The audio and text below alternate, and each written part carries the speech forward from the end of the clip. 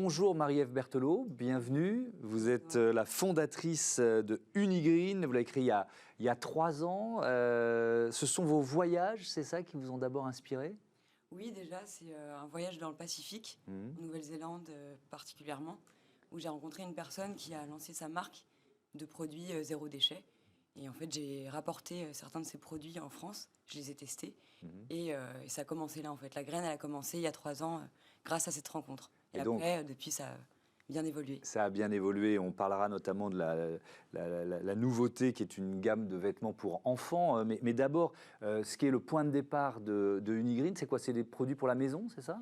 Pour la maison, pour le quotidien, quand Ouais. on part aussi, Ouais. c'est de trouver des solutions au plastique à usage unique. Des alternatives. Voilà, Ouais. des alternatives. Et du coup, on développe 3 réponses, 3 axes de réponse. La première, c'est de remplacer ce qui est jetable par du réutilisable. Ouais. Donc ça va être la gourde, les masques lavables, des sacs à vrac. Ensuite, la deuxième réponse, ça va être de remplacer le plastique par des matières végétales. Donc par exemple, l'éponge en fibre de coco qui remplace l'éponge jaune et verte qui est en polyuréthane D'accord. et en triclosan. Ça, c'est une éponge en konjac, 100% végétale, qui remplace les produits exfoliants qui ont des microbilles de plastique et qui viennent polluer les océans. Et ça, c'est quoi? C'est un savon? Alors ça, c'est un savon, et du coup, c'est la troisième solution aussi, c'est de passer à des produits solides qui n'ont pas d'emballage ou juste le simple minimum. Du coup, pour enlever tous ces emballages qui nous encombrent et qui encombrent les océans. Quand vous décidez de lancer cette gamme, est-ce que c'est facile de trouver des fournisseurs français? Et comment vous vous êtes positionné par rapport à ça? Alors au début, c'est vraiment la rencontre avec Mick Williams en Nouvelle-Zélande. Ouais.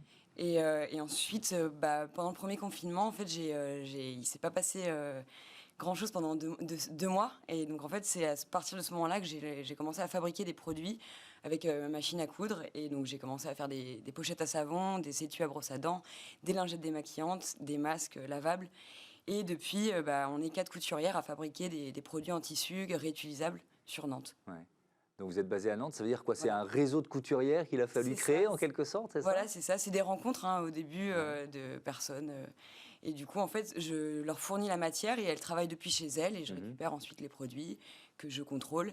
Et ensuite, c'est vendu donc aux particuliers via mon site internet et sur Nature et Découverte. Et aux professionnels via des box zéro déchet. Et donc, dans l'histoire de l'entreprise, c'est tout récent, hein, c'était le 21 avril dernier, vous lancez une nouvelle gamme. Alors là, c'est une nouvelle gamme qui est destinée aux tout petits, ça s'appelle les Poussinets, c'est ça? Les Poussinets. Donc c'est quoi? Vous avez appliqué un peu les mêmes principes à des vêtements, tout simplement? Voilà, oui. Et en fait, c'était de donner aux enfants plus petits des choses qui soient plus propres et qui soient plus durables. Par exemple, il y a ce pantalon évolutif qui a un bracelet au niveau de la taille et des chevilles, et du coup qui va pouvoir grandir avec l'enfant. D'accord. Et il peut s'enfiler dans les 2 sens, donc ça permet à l'enfant d'être autonome. Et on a cette petite serviette bavelier, enfin, c'est entre le bavoir et le tablier, Ouais. que l'enfant peut enfiler tout seul. Voilà, et puis sinon on a aussi la Ça couche. pourrait être utile pour un lavable. adulte aussi. Hein. Oui, c'est vrai que j'ai eu des demandes pour des adultes, oui, on pourra le décliner. Et alors, quand vous choisissez les matériaux, voilà, c'est des Alors, vêtements qui sont destinés aux enfants, quel choix vous avez fait? Alors, on va chercher du coton, matière naturelle, des cotons bio la plupart du temps, sinon au Ecotech. Et sinon, ce tissu, c'est un nid d'abeille qui va être absorbant. Et dans le pantalon évolutif, c'est du jersey, donc il va y avoir quand même 5% d'élastane pour le donner un peu élastique, pour qu'il soit élastique. Est-ce que les filières existent? Vous voyez ce que je veux dire? C'est-à-dire quand on se dit, je suis en France, je crée mon entreprise, voilà, pour trouver du coton bio, etc. etc. Je vous cacherai pas que c'est pas évident. Ouais, c'est pas simple. Parce qu'en France, on va faire du lin. Le coton, pour l'instant, il est fabriqué en Italie, en Turquie. Ouais.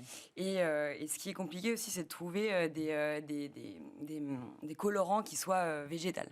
Et là, c'est la prochaine étape, c'est de trouver un fournisseur de tissus bio et avec des colorants végétaux. Ouais. Donc là, j'en ai trouvé un à Nantes qui fabrique ce genre de tissu. Ouais. Oui, mais C'est vrai que c'est pas évident. Non, c'est pas évident, mais ce qui est intéressant, c'est comme il y a plusieurs marques qui se créent avec les mêmes principes, qui cherchent des partenaires, forcément, il y a des débouchés pour les partenaires. Bref, il y a un cercle vertueux qui peut se mettre en place. Merci beaucoup. Merci Marie-Ève Berthelot d'être venue nous présenter Unigreen. Voilà, c'est la fin de ce numéro de Smart Impact. Un grand merci à toutes et à tous de votre fidélité. Ici, on accompagne les entreprises à impact et c'est passionnant. Salut, à demain.